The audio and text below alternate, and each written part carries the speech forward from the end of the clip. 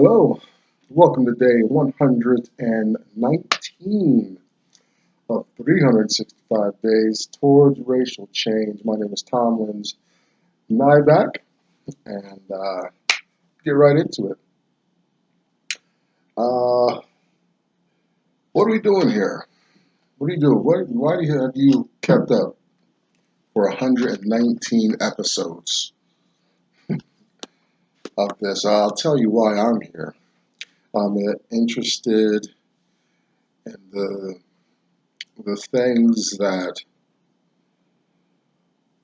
things in American society that prevail, that contribute to the disenfranchisement of black people, especially those descending from slaves.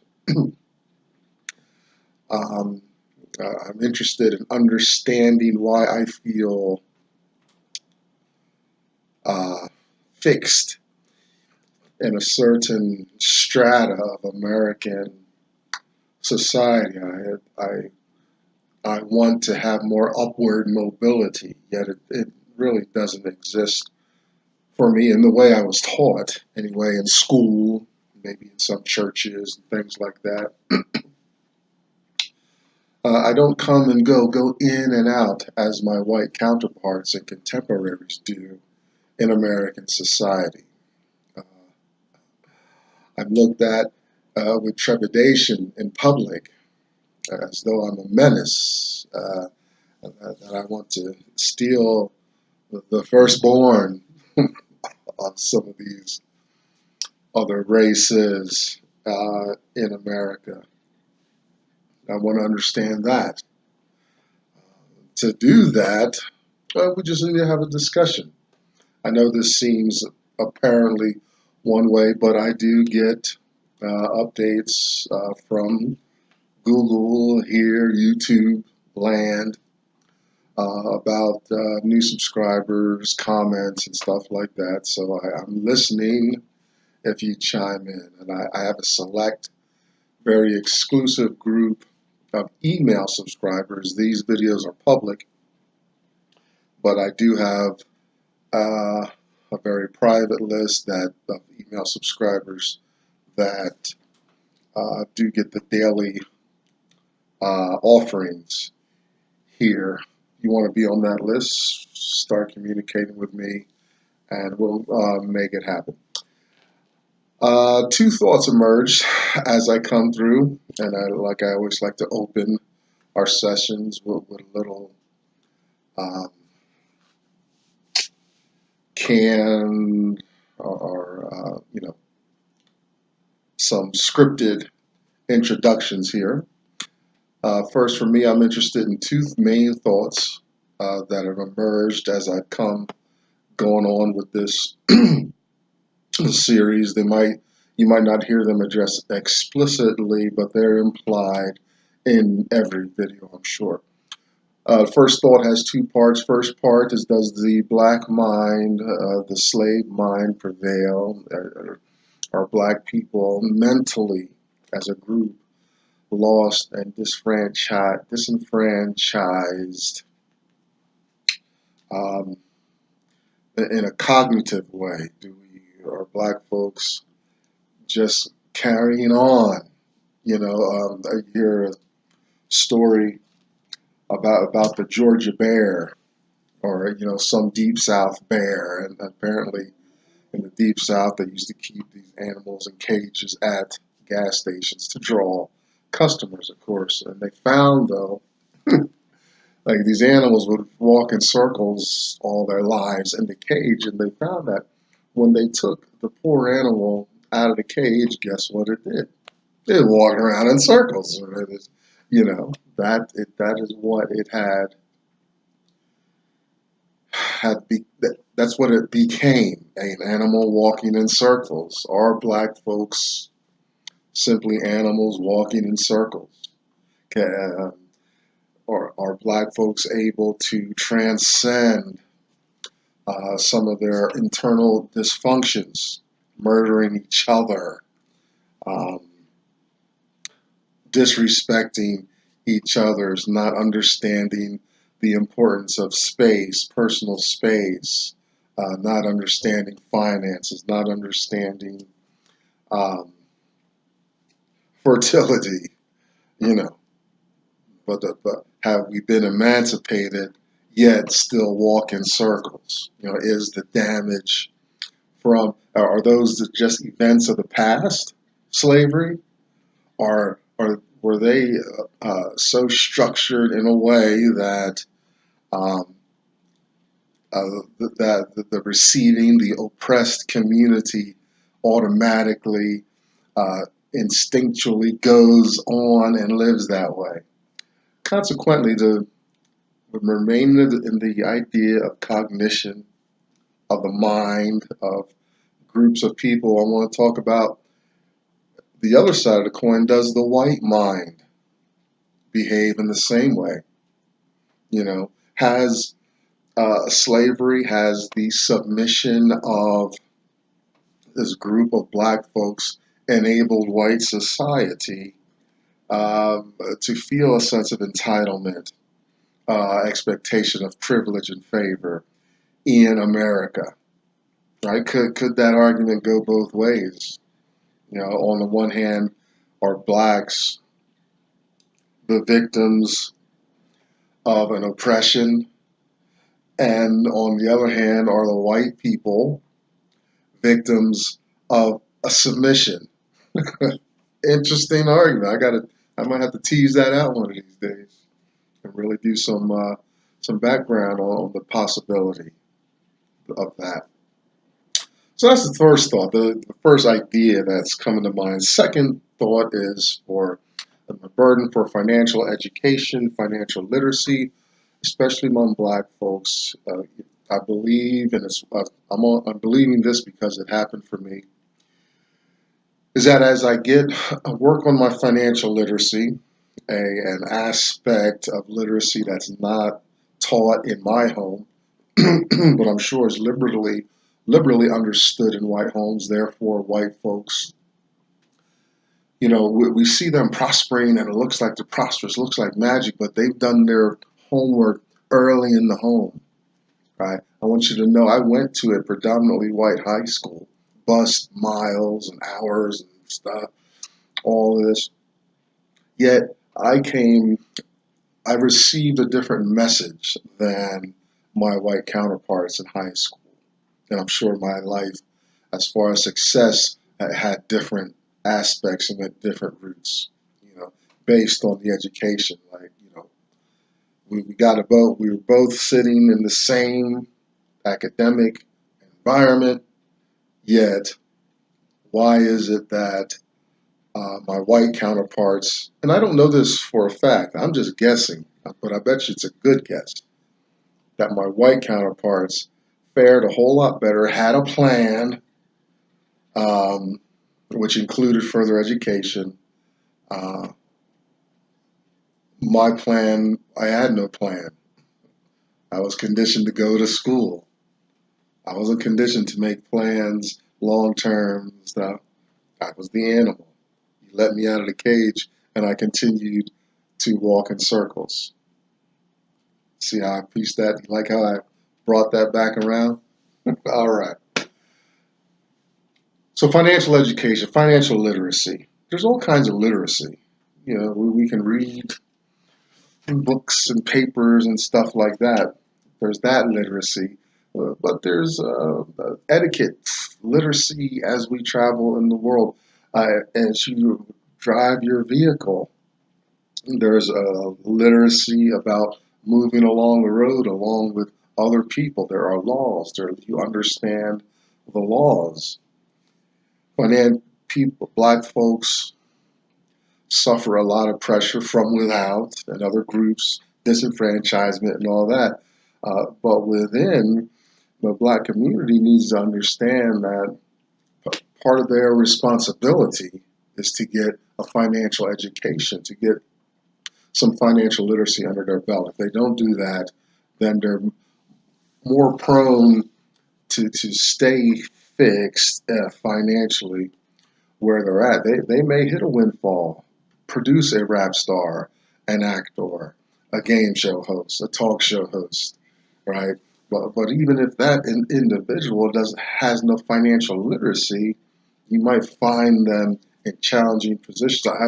I know, like, even my growing up, the black who are men and women now, uh, many of them didn't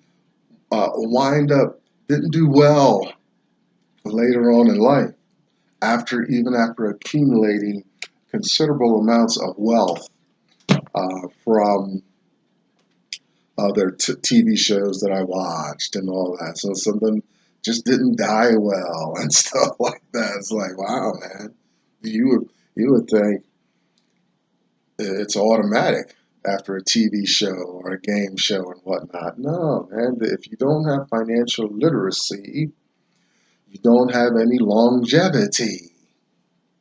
Those chances of decent longevity financially is seriously compromised without financial literacy. So that's the second thought that I'm finding. Financial literacy it's one of the, I don't believe in all education, but it is one of the aspects of education that is going to go towards the opportunities of success, especially in America. All right, now, what's got me so on fire after 119 days? Listen, I don't know anything I've done 119 days straight except maybe chase drugs and alcohol and sex and things like that. I got a little amateur musical career behind me way in the past that I'd like to revive. I know I put considerable time into that, but 119 straight days. I'm impressed with myself. I think it's becoming a habit. I hope one day, whenever I get any more liberation, that I continue to make videos. It's pretty cool. Definitely not any technological feat, or I'm not breaking any new barriers or grounds. The younger people are tearing that up every day. But for this black man in America, I feel pretty good about it. I'm inspired. What's motivated me, what kind of pushed me into this, is the work of a man named Dr. Claude Anderson. You find him all over YouTube. Oh, you can find Dr. Anderson at powernomics.com and the Heritage Institute in Washington, D.C. He wrote A Black History Reader, 101 Questions You Didn't Think to Ask, Black Labor, White Wealth, Search for Power and Economic Justice, and Dr. Anderson's National Plan to Empower Black America, powernomics.com. Or Powernomics, I always roll Powernomics and .com all together.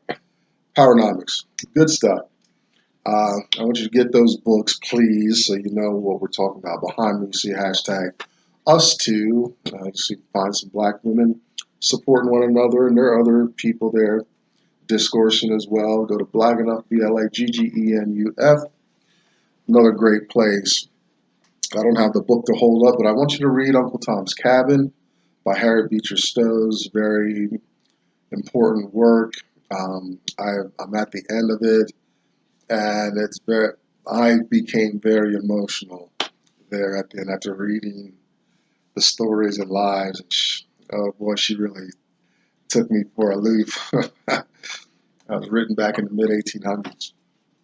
All right, last day of our Signers of the Declaration of Independence series. I felt it was important to talk about the minds of the men who kind of framed the nation and stuff. If you're into watching CNN and a lot of the political commentary, words like framers and creators of the country, those terms are very important. And we wanted to know how that jived with slavery.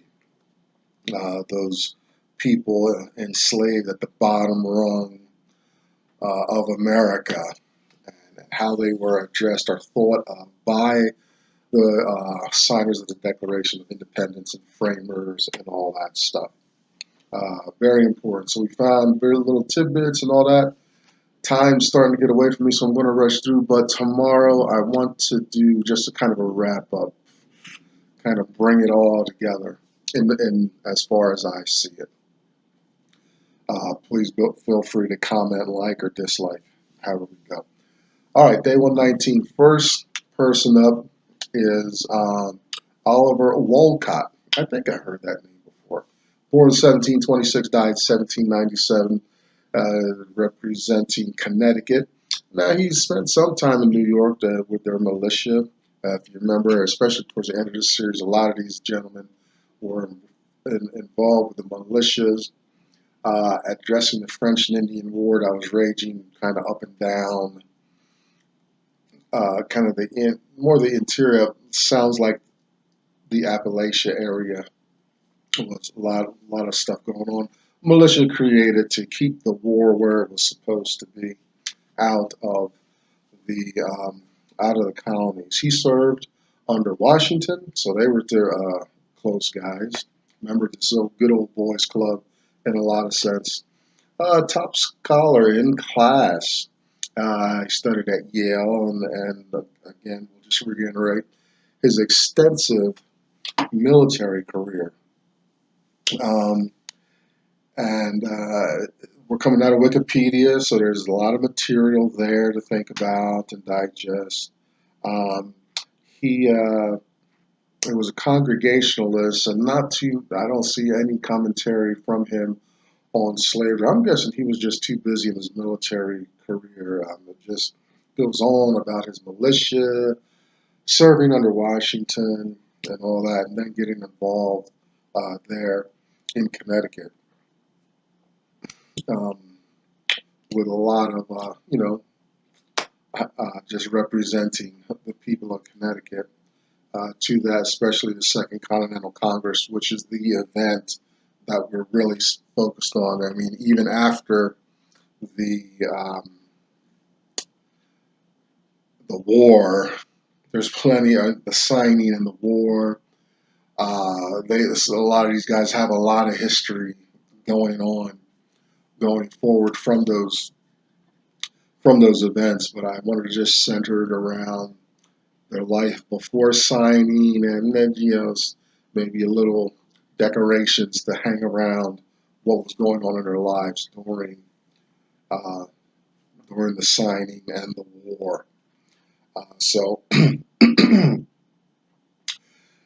Oliver Wolcott's just more noted for his military involvement, more so than maybe some of the moral, ethical issues internally within the nation. He signed. He's just following and responding to British encroachment. A lot of this, as I go through this, I'm like, a lot of this could have been avoided had the monarchy in England been open to hear other points of view. We'll say, they didn't even.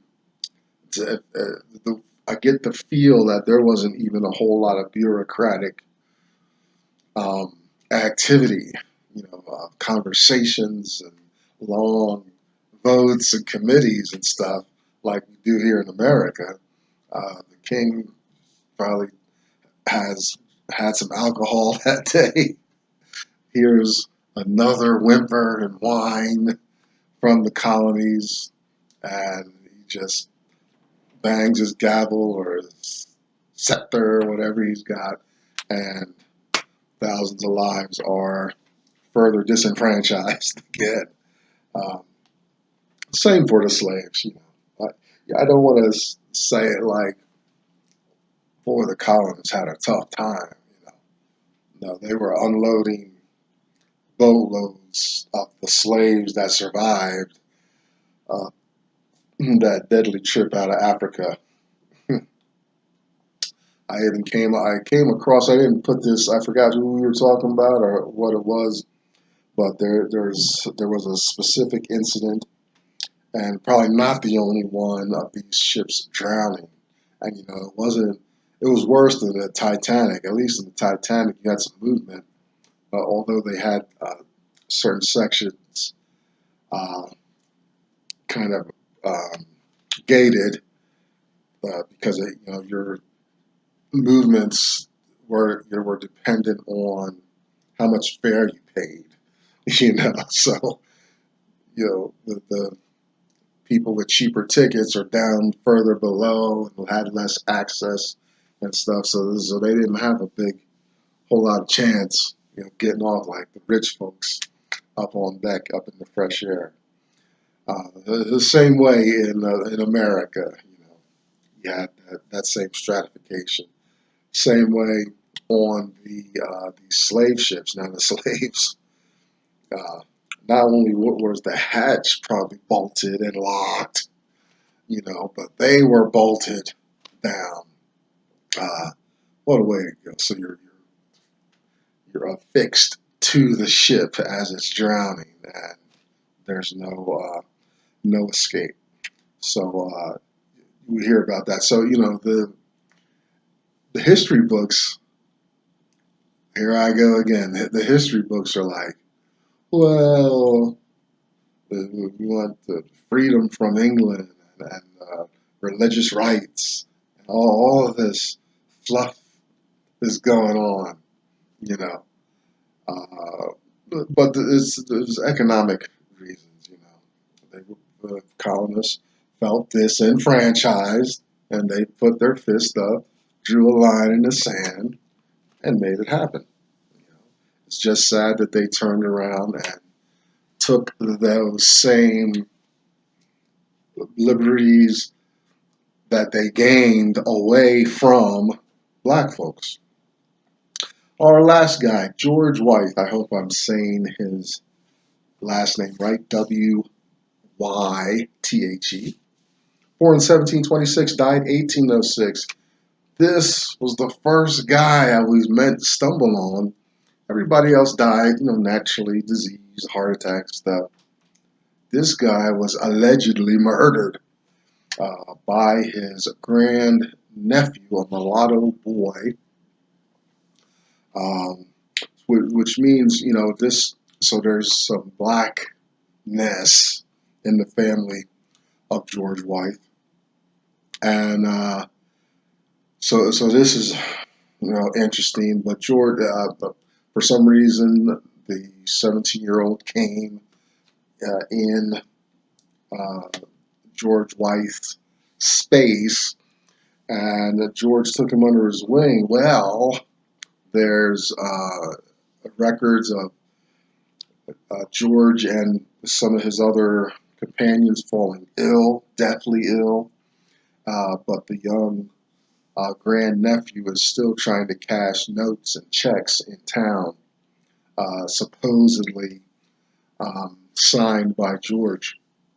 And this raises suspicion, and there's a trial.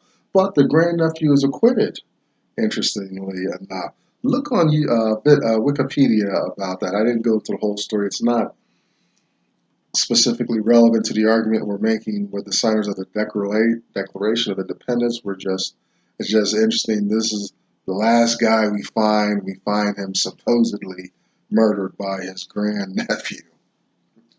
All right. He represented Virginia. He's a lawyer, another wealthy guy. Now he's a mentor of Thomas Jefferson.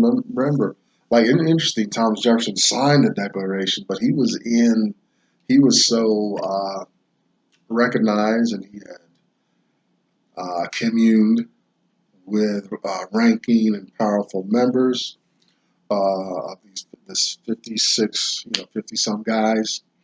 And so he was a signer, and his mentor was a signer, So these guys, they have differences in religion, views on slavery, where they come from, it's all that stuff, But they're come together, able to put their differences aside enough or to a degree which they can get this new institution started, separate from England, and begin making better lives for themselves. The only other nation I can think that's gotten this right successfully is Israel. Just read your Bible and in history, you'll see that's a country that did miraculous things. They did it with they weren't separated by an ocean. They didn't have a geographical geographical support there or any privilege. Their enemies, they're surrounded by everybody, but they made it happen. Interesting. He was an Episcopalian.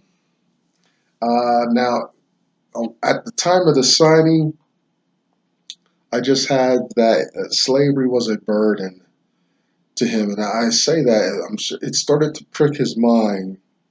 And Virginia is kind of right on the line there. It was a slave state, for a long time. It wasn't a free state, but from Wikipedia I get that George and others had issues with it, and it was one of the more heavily emancipated states as wars and things went on and stuff like that. So it was a slave state, yet it was one of the better ones. So Virginia and Kentucky I can think of. Not a bad place to be a slave.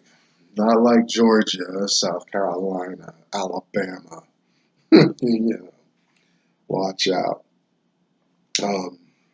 If Alabama was part of that, I gotta do my research.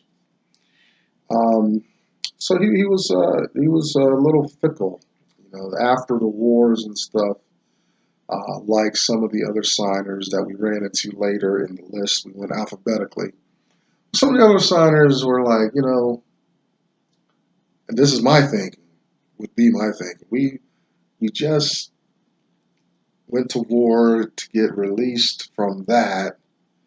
Yet we're doing the same thing to these black folks coming in on ships as slaves.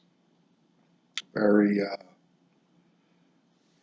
very troubling for the minds of some of these men that we already ran into.